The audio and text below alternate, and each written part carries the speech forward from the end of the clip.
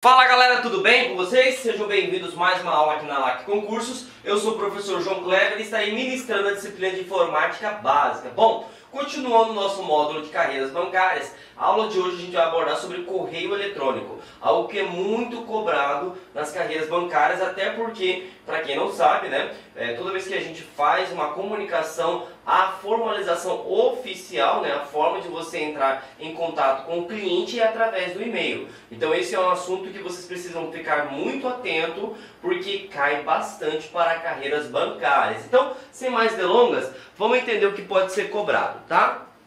Bom, o que é o correio eletrônico?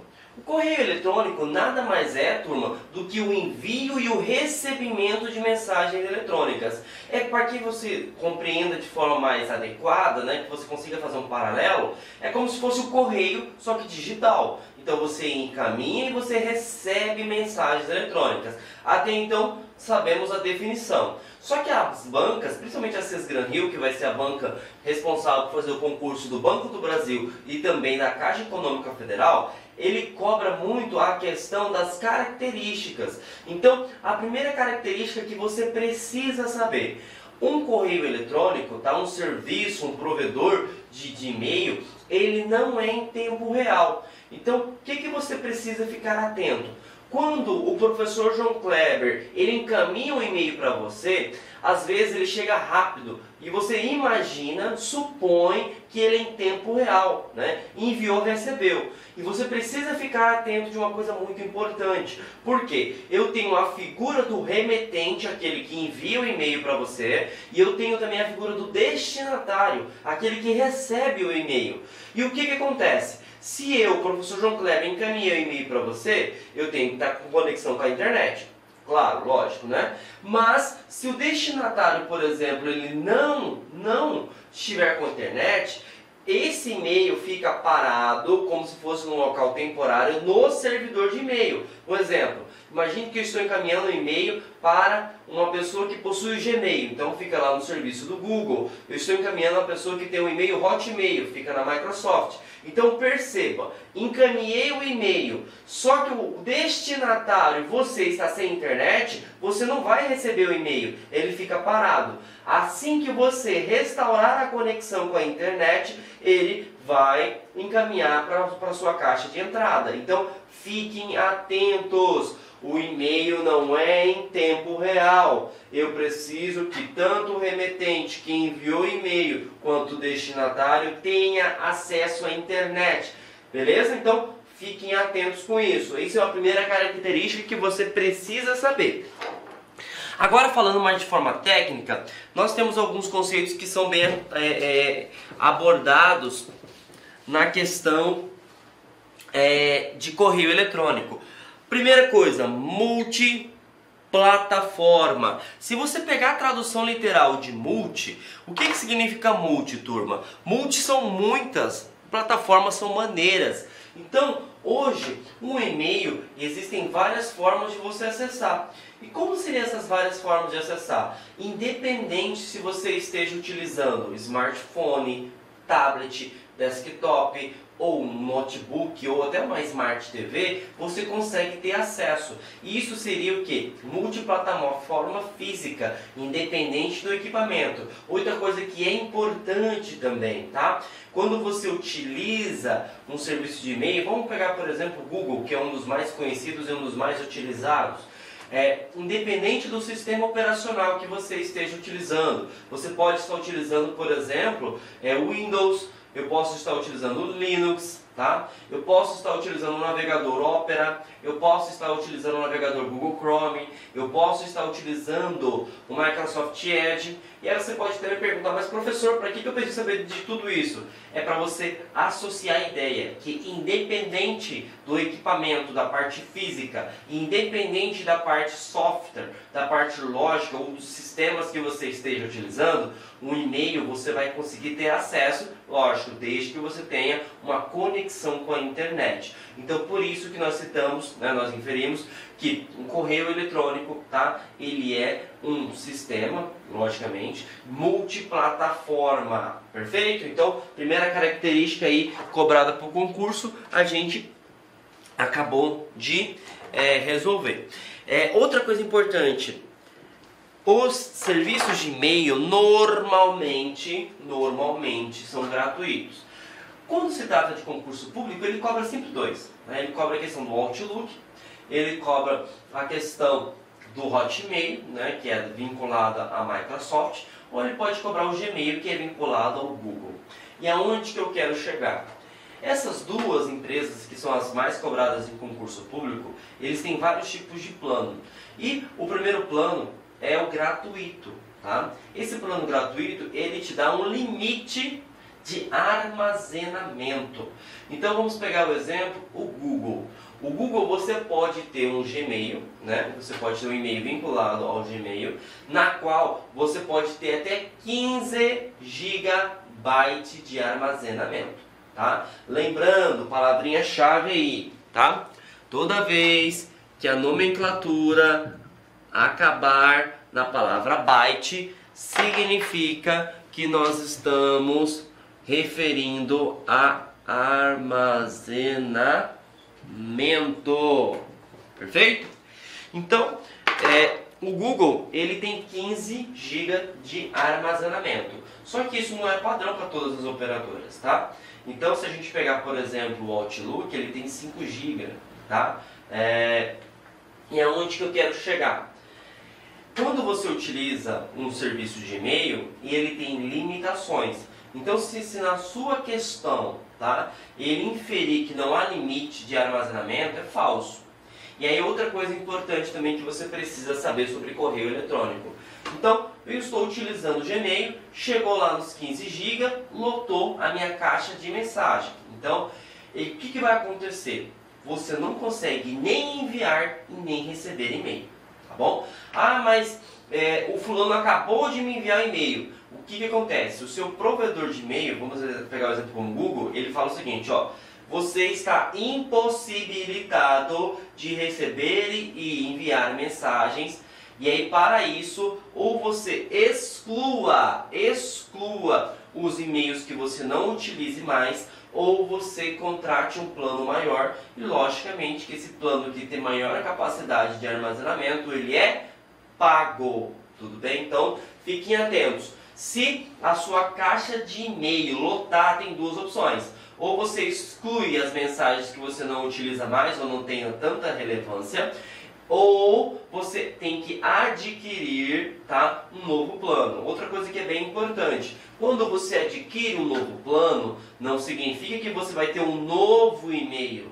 Significa que vai aumentar a capacidade do armazenamento da sua conta, tudo bem? Então, fiquem atentos sobre esse conceito aí, tá? Então, os e-mails, eles têm limitações, tá? Dependendo, tá? Do serviço de e-mail que você esteja trabalhando. Outro assunto que é muito importante, os servidores de e-mail hoje são integrados com serviços de computação em nuvem. Se computação em nuvem você não se recorda, é sinal que você pulou a nossa aula de redes de computadores, que é a base de qualquer concurso público hoje. Por quê? Hoje todo mundo ele respira, ele vive conectado com a internet.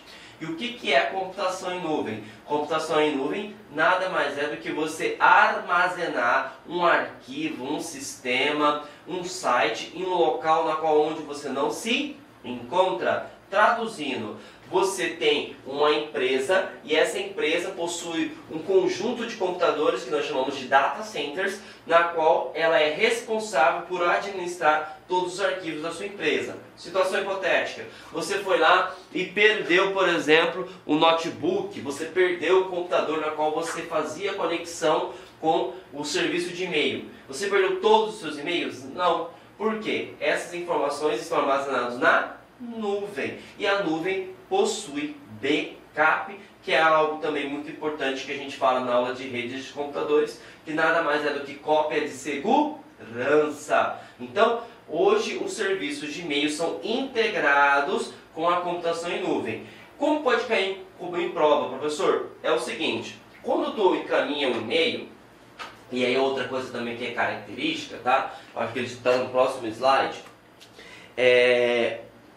Você pode anexar, tá? O que é anexar? Você vai incorporar, tá, um arquivo dentro da sua mensagem, tá bom?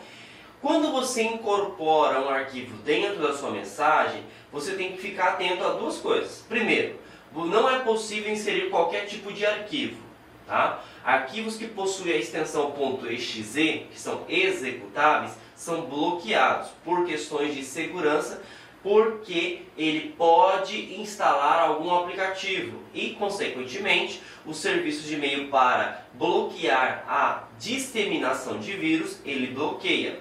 Então, primeira coisa, quando você incorpora um arquivo a uma mensagem de e-mail, não é possível inserir qualquer tipo de arquivo. Perfeito?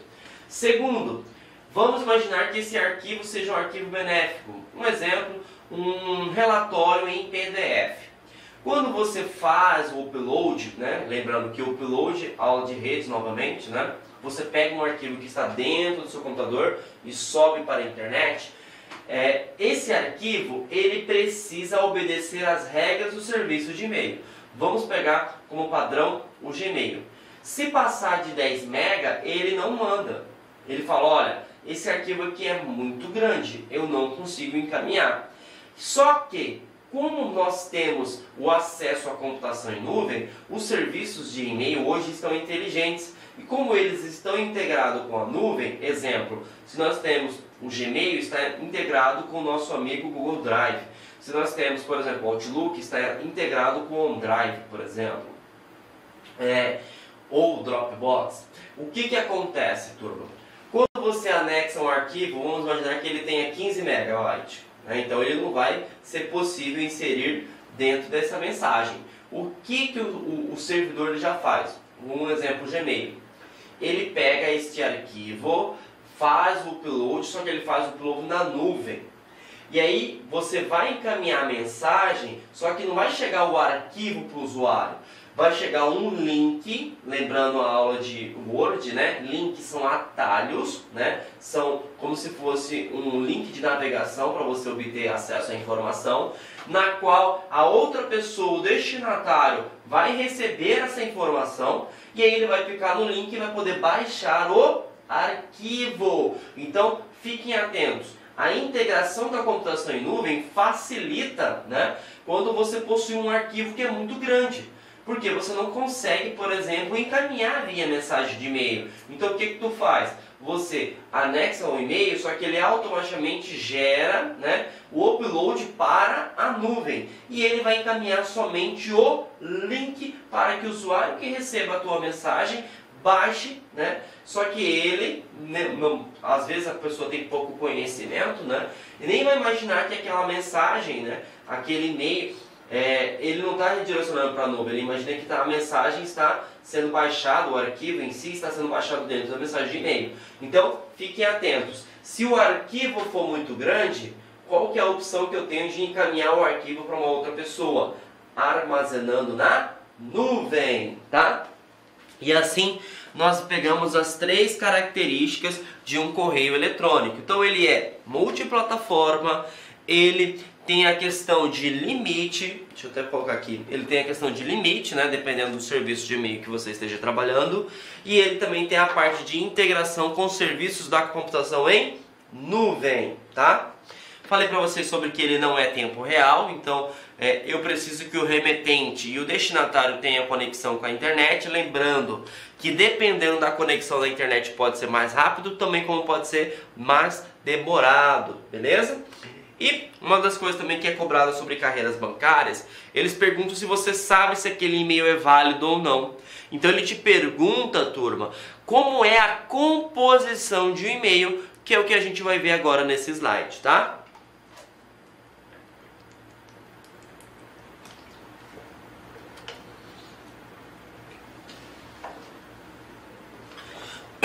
Desculpa, gente. Então vamos lá. Aqui eu estou dando 2 exemplos para vocês de e-mails que podem ser cobrados.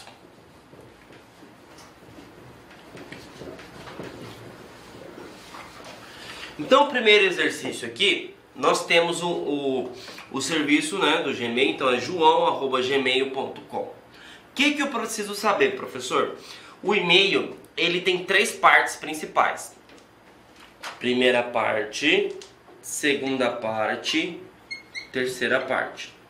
Alguns e-mails podem ter 4 partes, mas a gente vai aprender no exercício 2, tá? O que é a primeira parte? É a caixa postal, tá? O que é uma caixa postal? É como se fosse o CEP da sua casa. É uma identificação lá, ó. O CEP 78 Parará Piriri é referente à casa do professor João Kleber. Perfeito?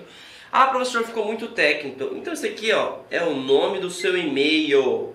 Pronto, é o nome do seu e-mail. Tá? Então, neste caso, o nome do meu e-mail é João. Perfeito? Depois que você tem o nome do seu e-mail, qual que é a próxima parte? Você tem o símbolo do arroba. O que o símbolo do arroba ele representa? A partir do arroba, você vai ter informações sobre o provedor. Professor, o que seria o provedor? A empresa que administra o seu correio eletrônico. Neste exercício é Gmail. Então significa que o meu provedor é o Gmail. Mas poderia ser Hotmail, poderia ser Outlook, poderia ser Terra, tá? E lembrando, ó, se eu tenho esse e-mail aqui, ó, joão@gmail.com. E se eu tenho esse e-mail aqui, ó,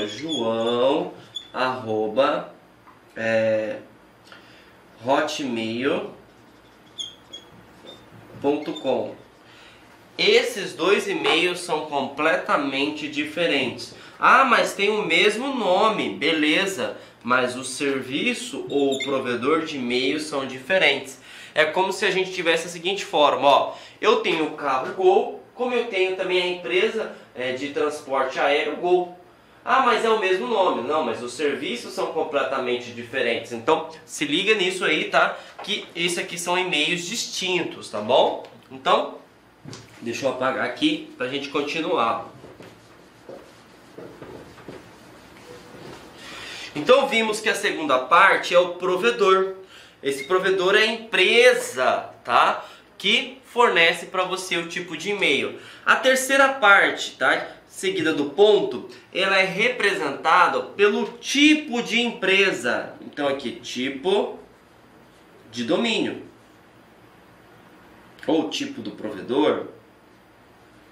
Aqui, domínio. Ou provedor. Então o que seria isso? Inclusive eu vou até apresentar um slide para vocês, tá? Que a gente tem vários tipos aqui, ó. É o próximo. Nós temos .com, comercial, .edu, educacional, .gov, governamental, militar, org, organizacional, tá bom? Então, a gente precisa saber sobre isso.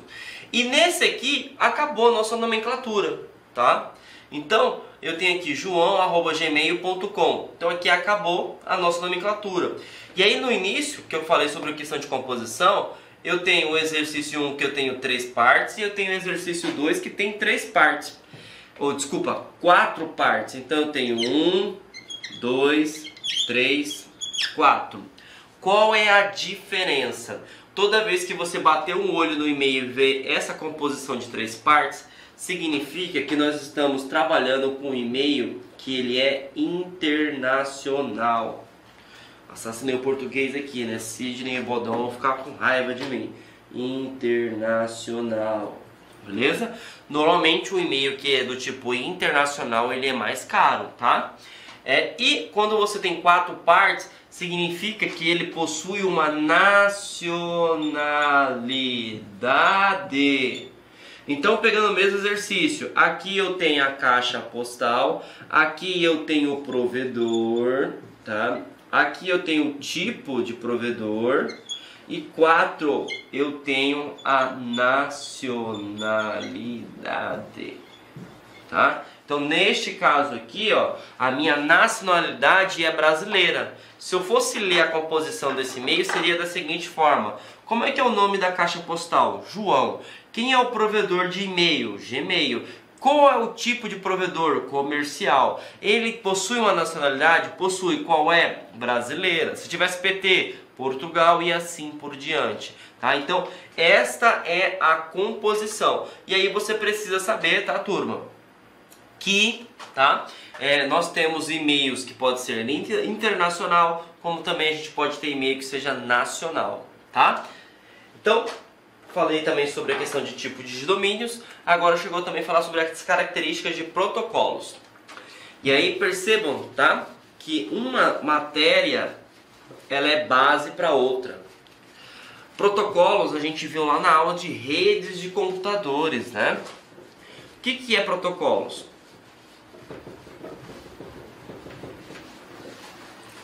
Protocolos nada mais é do que leis.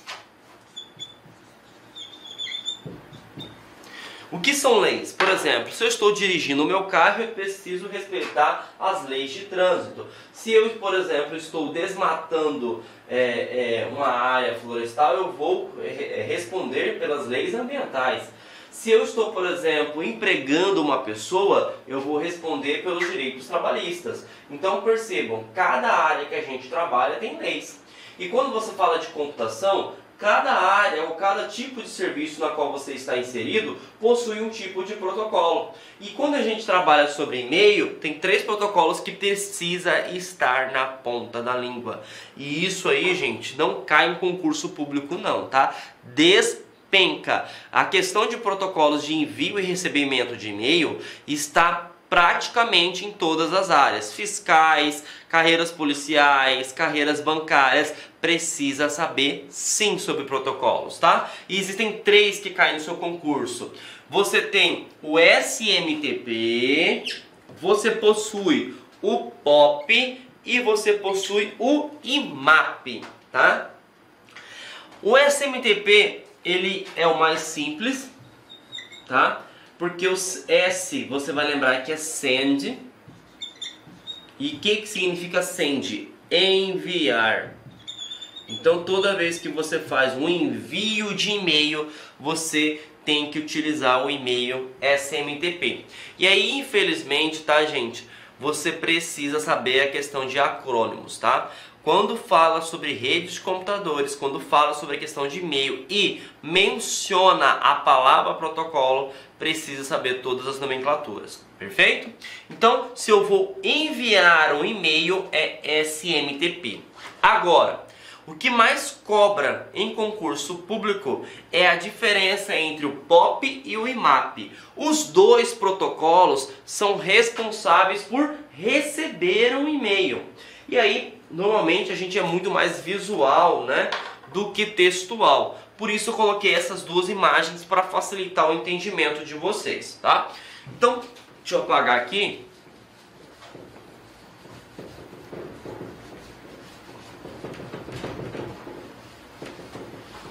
E vamos tentar entender o que ele está cobrando pra gente, tá, gente? POP e IMAP, os 2 são responsáveis por recebimento. Perfeito. Então, se tiver uma questão no concurso público perguntando quais são, né, ou qual seria um protocolo para receber e-mail, você poderia colocar ou POP ou IMAP, certo? Beleza.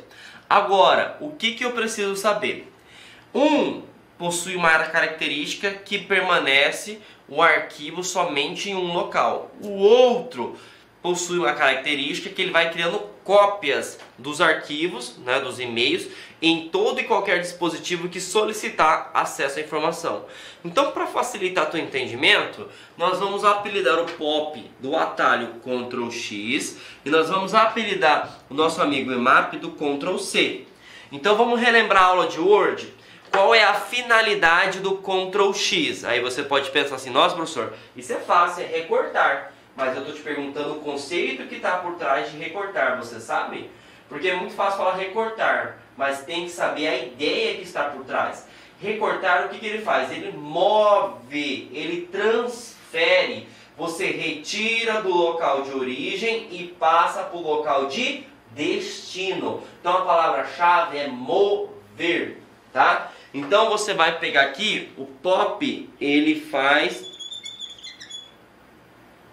uma movimentação, perfeito? E o Ctrl C é referente ao IMAP. O que o IMAP faz? E aí você pode ter, eu tenho certeza que vocês pensaram, Ctrl C é fácil, professor, é copiar. Mas aí é a mesma coisa que a gente fez no recortar. Qual que é a ideia por trás disso? A ideia de copiar é você deixar um arquivo no local de origem e criar uma cópia no local de destino. Então agora eu não possuo somente um arquivo, eu possuo 2 arquivos, tá? Então essa diferença é crucial. Sabendo dessa analogia, dessa brincadeira que a gente fez comparando outras matérias com informática, fica mais fácil de entender agora. Por quê? Eu vou apresentar para vocês o conceito. O POP, ele faz da seguinte forma. O professor João Kleber encaminhou um e-mail para você, aluno. Então o que acontece? Imagine que seja o Gmail, tá? Mas poderia ser qualquer um. Então a mensagem, ela vai vir, vai cair dentro do Gmail, e aí o Gmail vai perguntar, beleza, está configurado o e-mail do professor João Kleber POP ou IMAP? Ah, está configurado POP. Então o que ele faz? Ele vai encaminhar essa mensagem para o computador ou dispositivo que esteja cadastrado. Aí o que acontece? Quando você tem o POP, essa mensagem fica só naquele local. E aí vamos imaginar que eu tente acessar de um outro computador. Quando eu vou acessar, eu até consigo. Isso poderia até ser pegadinha de concurso público. Eu consigo fazer login no meu e-mail. Só que quando eu vou buscar as caixas de mensagens, não aparece nada. Vai apresentar como se estivesse vazia. Por que vai apresentar como se estivesse vazia? Porque foi configurado o POP. Então o que o POP faz? Tira do local de origem, que é o servidor, e transfere para o local de destino. Aí você fala assim, nossa professor, mas não entendi. E aí a pergunta é o seguinte, imagine que você seja um gerente lá da agência, da carreiras bancárias. O que acontece?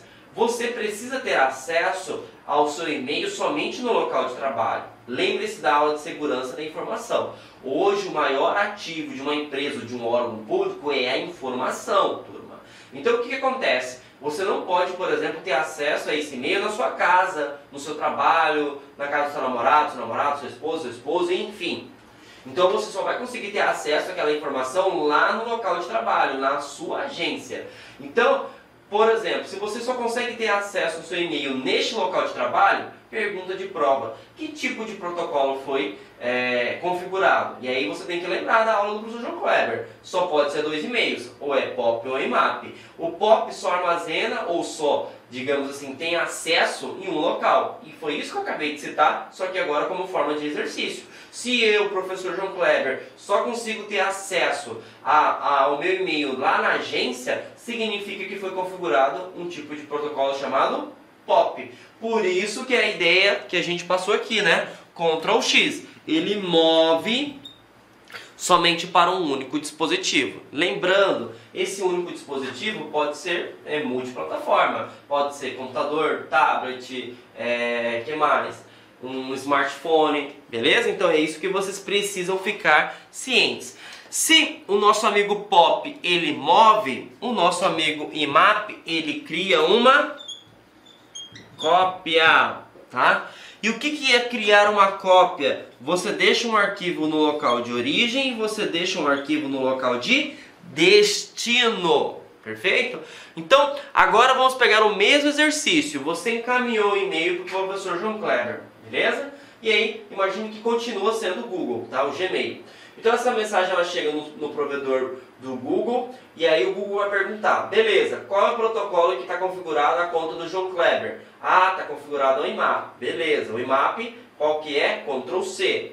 Então, tentei acessar do meu computador, o que ele faz? Opa, está aqui uma cópia do arquivo para você. Tentei acessar agora do tablet, está aqui uma cópia para você. Tentei acessar da minha Smart TV, está aqui uma cópia para você. Então, conseguiram entender a ideia? Quando você tem o IMAP, você tem multidispositivos. Significa que qualquer dispositivo computacional que acesse o meu provedor de e-mail vai ter acesso àquele e-mail. Diferentemente do nosso amigo POP. Então, os dois são completamente diferentes. E isso aqui que eu acabei de citar para vocês não cai em concurso público não, tá, turma? Despenca, despenca, beleza? Então, vamos entender agora como que se dá o funcionamento, como é que se dá a palavra-chave. Então, até colocar aqui, ó, o acesso ao seu e-mail.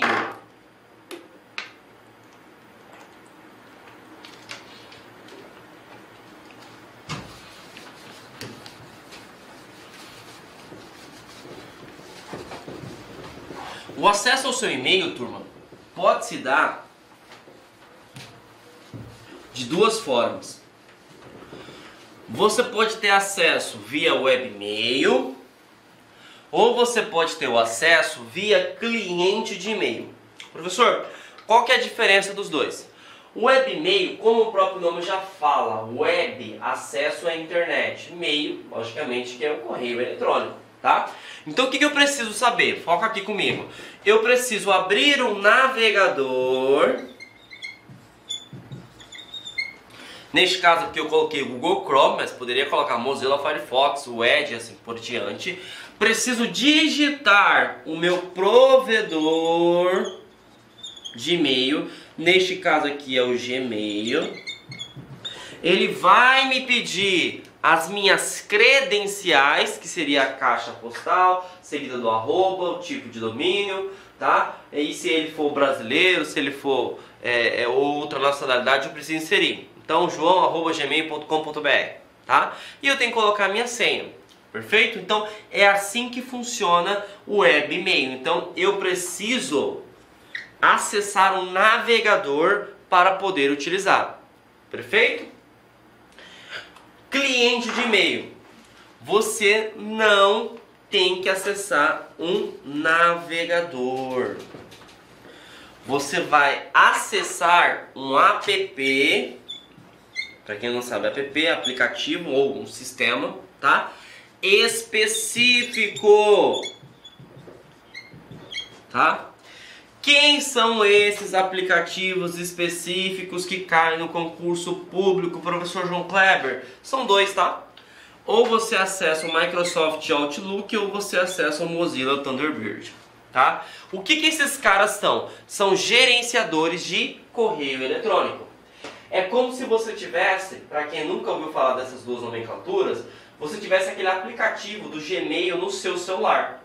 Por exemplo, você clica, assassinei o português agora, desculpa. Você clica no ícone do Gmail, que é como se fosse um e-mail vermelhinho, e ele já abre para você todas as suas caixas de mensagens. Aquilo ali é um cliente de e-mail. Por quê? Eu não preciso abrir o navegador, digitar o usuário e senha para acessar as minhas mensagens. Simplesmente eu clico no e-mail e ele já abre. E isso é o cliente de e-mail. Beleza? Então, eu tenho duas formas de acessar um e-mail. Via webmail, via cliente de e-mail. Entendemos as partes básicas. Agora chegou o momento da gente entender as diferenças que existem entre um e o outro, tá? Primeiro, os dois possuem questões de segurança, tá? Mesmo que hoje você, por padrão, se você tiver um cliente de e-mail configurado, você clica lá no ícone, seja Microsoft Outlook, Thunderbird ou, vamos pegar o exemplo do Gmail, você clicou, ele já abre já o e-mail para você. E aí, às vezes, o seu computador não é somente você que está acessando, existem várias pessoas que podem acessar esse computador. Mas você pode configurar senha também, tá? Assim como um navegador, né? Um webmail. Tá? Então, a questão de segurança são idênticas. Agora, a grande sacada é a questão quando você não possui conexão com a internet. E aonde que eu quero chegar? Porque você pode até perguntar, poxa, professor, como que o e-mail vai funcionar sem acesso à internet? Se liga nessa dica aí. Ó.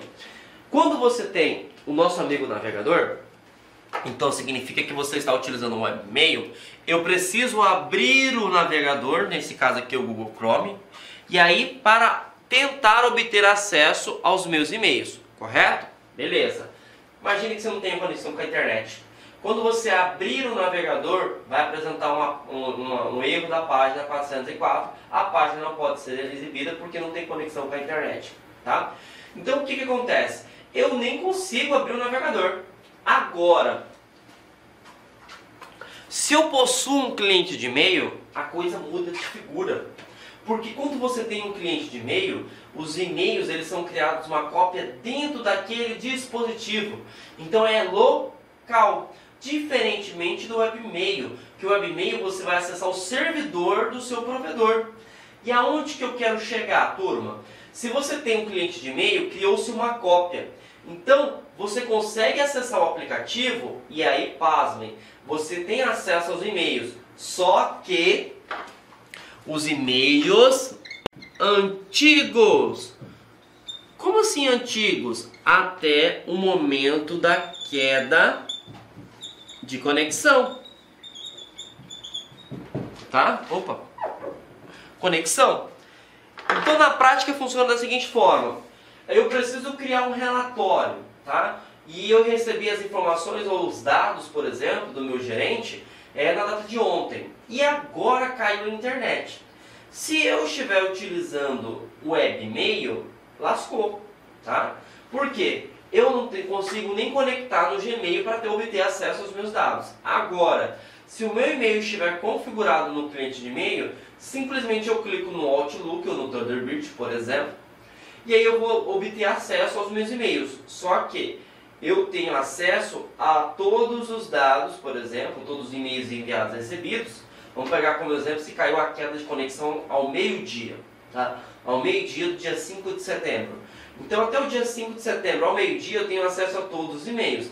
Após esse período eu não tenho acesso a nada. Mas, como eu disse, eu tive acesso ao e-mail com as informações no dia 4.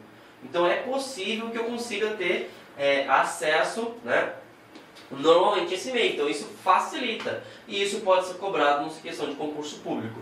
Então, quando você trabalha com um cliente de e-mail, você pode ter acesso de forma mais vantajosa que se comparado ao nosso amigo web de e-mail. Por quê? O webmail só vai funcionar se tiver acesso à internet. O nosso amigo cliente de e-mail, ele funciona sem ter conexão com acesso à internet, porque ele está localmente. Outra coisa também que pode cair na sua questão de concurso público. Hoje a gente vive muito atarefado, né? E é possível, por exemplo, você encaminhar um e-mail mesmo você não tem conexão com a internet. Como que funciona isso na prática? Simples. Você está com um cliente de e-mail, um aplicativo do Outlook, então abre o Outlook, mas aí está sem conexão com a internet. Só que você sabe que aquele e-mail é muito importante. Você não tem só aquele e-mail para fazer, você tem várias atividades para serem realizadas. Só que você sabe que você é um pouquinho esquecido. Então, o que você faz? Monta o e-mail, encaminha o relatório, faz o upload normalmente e encaminha o e-mail. Lógico que esse e-mail ele não vai ser enviado agora. Só que o próprio gerenciador de e-mail, o próprio cliente de e-mail, ele fica lá sincronizando a todo momento. Quando restaurar a conexão com a internet, o que o Outlook faz?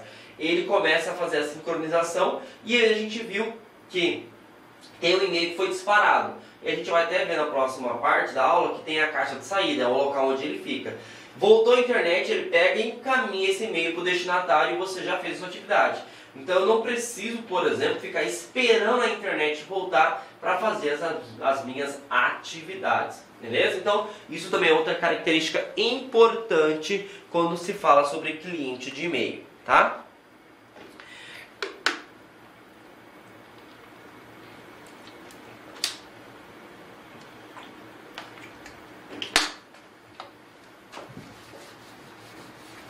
Continuando aqui, turma, sobre a questão do funcionamento, tá?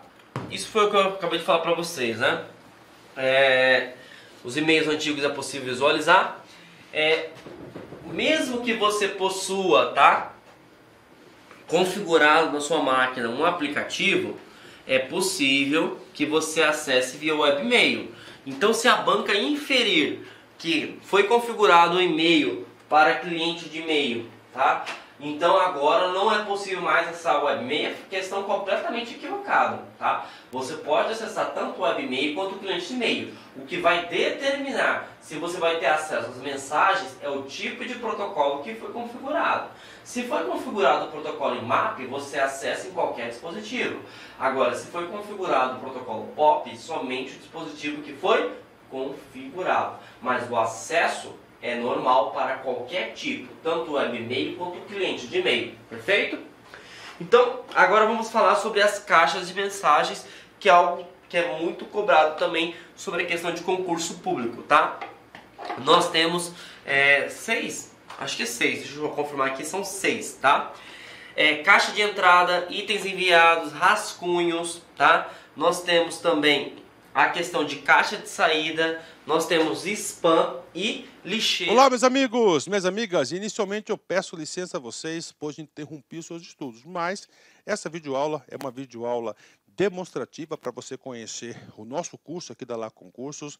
É um curso 100% focado no concurso da Universidade Federal do Rio de Janeiro para o cargo de assistente em administração. Cara, um curso muito competitivo que eu tenho certeza absoluta, se você seguir as nossas orientações pedagógicas, se você assistir as nossas videoaulas, prestar bastante atenção, você vai ter reais chances de aprovação. O que você estuda vai ser aquilo que vai ser cobrado na prova. Professor, quanto custa, professor, o restante dessa videoaula e muito mais, né? Você apenas R$ 39,90, R$ 39,90 você vai ter esse curso aí, que vai ser um divisor de águas, né, para o cargo de assistente em administração, de acordo com o edital 491. Dá tempo de estudar? Sim. Curso 100% EAD, nós temos uma metodologia, o nosso site não joga somente as aulas para vocês, nós orientamos que os alunos estudam via o Personal Coach, que é o cronograma na qual eu produzo esse cronograma para vocês. Pessoalmente, eu faço aqui o pedagógico da LA Concurso para fazer a diferença. Bacana? Gostou? Tem um link aqui embaixo. Clique nesse link, venha estudar com a gente para o concurso da Universidade Federal do Rio de Janeiro. Forte abraço, fique com Deus. Tchau, tchau.